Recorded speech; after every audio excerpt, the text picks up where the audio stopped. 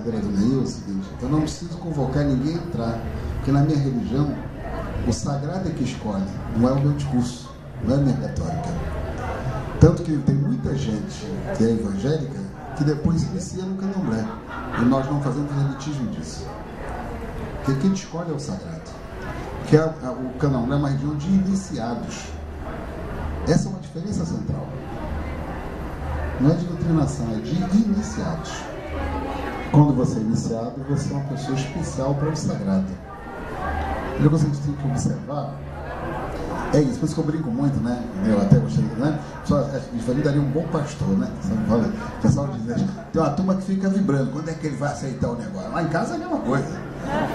Lá em casa é Rute e Steinemias. Você imagina o negócio? É uma confusão. A Esther vai passando e fala assim, ora pela liberdade. Então não falar isso. Mas o que eu acho legal da Ruth é que ela põe o joelho no chão e eu faço ebó para sagrar a vida dela. Quando eu vou para a Nigéria, diz, corre risco, faz o ebó aí, faz o sacrifício. Eu sempre digo isso, né? Isso é bonito, você saber lidar com essa diversidade, porque as famílias sabiam lidar com isso antes. Hoje não está sabendo lidar. O problema é hoje. Antigamente não tinha esse tipo de problema. Você convia na mesma comunidade, eu sempre estava falando com o Neil antes, a experiência do Kleber Luca. Ele diz isso. Ele nasceu em São Gonçalo, numa favela, a parteira dele era mãe de santo da comunidade. E a avó dele era da igreja batista. Ele diz isso, Kleber Luca. Né? E essa mãe de santo que matava a fome dele. E dos dois irmãos dele, que eram filhos de pais diferentes. Kleber Luca, vocês conhecem? Antigamente era você acolhia. Hoje o problema está virando isto. Né? Você tem uma forma de colocar essa questão nas comunidades que está criando um problema de convivência. E há uma contradição, né, em algumas comunidades. Você já viu traficante evangélico? Tem. Não é os evangélicos. Porque quando a gente diz isso, eles dizem assim, pô, o evangélico está dizendo que eu não estou dizendo, não. Eles é que dizem. Na Ilha do Governador, em várias comunidades. Esses são os problemas que nós estamos enfrentando. E como é que as igrejas não estão preocupadas com isso? Porque se o cara se converteu, ele mudou de vida. Esse é um problema. Então não somos nós que estamos estigmatizando. E acho que a primeira coisa, exemplo, por que se tem uma coisa nesse trabalho nosso, desde 2008 para cá, que é uma vitória, é isto, é o Neil falando, não sou eu falando sobre intolerância religiosa. Ouvem mais ele como pastor, por isso que ele vai apanhar mais do que eu. Porque o que o pessoal vai dizer? Ele é contra os evangélicos. É assim que o pessoal diz, né? Ele é anti-evangélico. É assim que ele diz, né? Quando ele fala para os seus que isso não é uma atitude correta, isso tem uma repercussão muito grande. Foi a primeira estratégia que nós usamos. Marco Amaral, o Neil, o Aio, são pessoas que têm um papel considerável. E cada vez mais pastores do bem têm que fazer esta fala. Isso é um dado importante. A gente tem que dividir essa base. Não se pode generalizar. O Malafaia não pode parecer como um representante dos evangélicos. Ele não é. Ele não é. É isso que ele fica nervoso comigo. Ele não é. Certo? E nós temos que ter uma habilidade política, que aí é política, de não deixar generalizar. Porque eu lembro que quando eu fui para o debate com o Malafaia, eu conversei com o Marco Amaral por telefone. Ele dizia assim, lá em casa eu fui uma antigrama, né?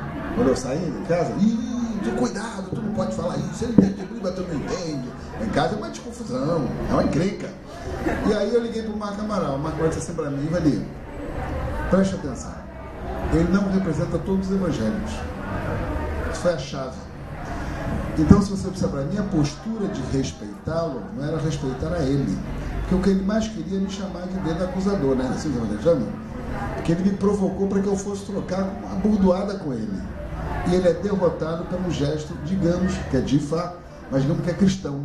Quando ele é convidado para ir na caminhada, ele se nega a ir. São gestos cristãos.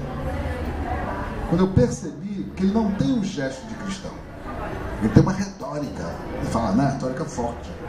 Mas ele não escuta. Ele quer falar, ele quer ser a verdade. E aí você derrota o cara a partir daí. E acho que nas comunidades tem que abrir esse diálogo. O problema está justamente com os setores mais empobrecidos. a comunidade.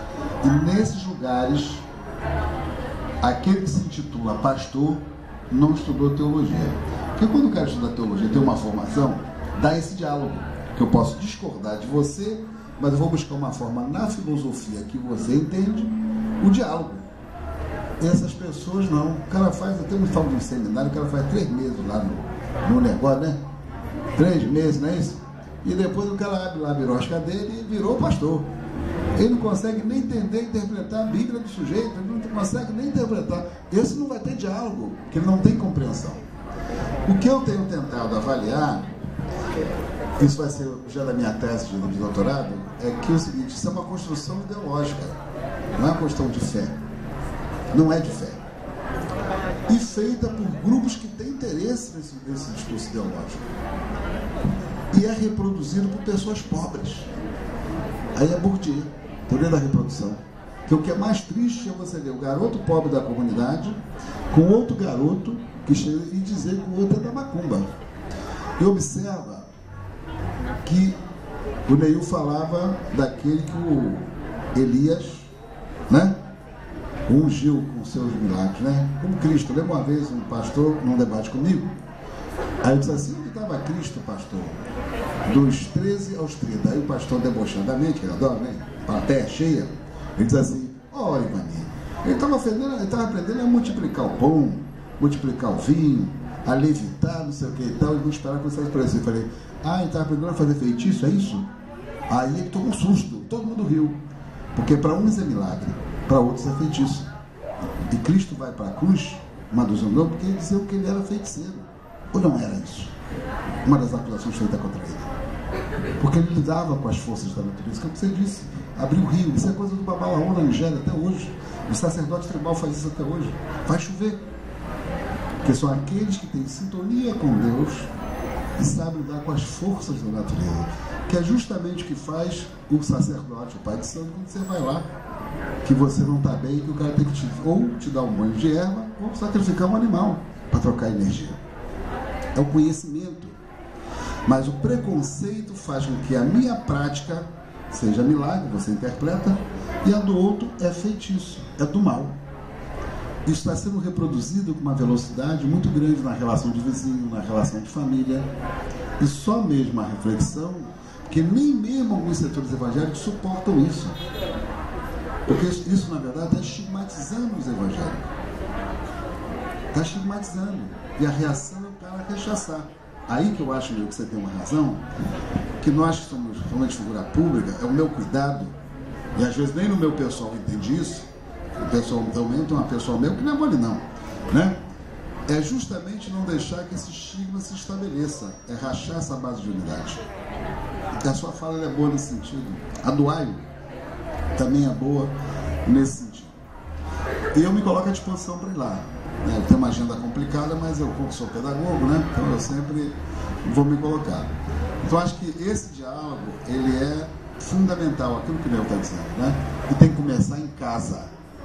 Em casa.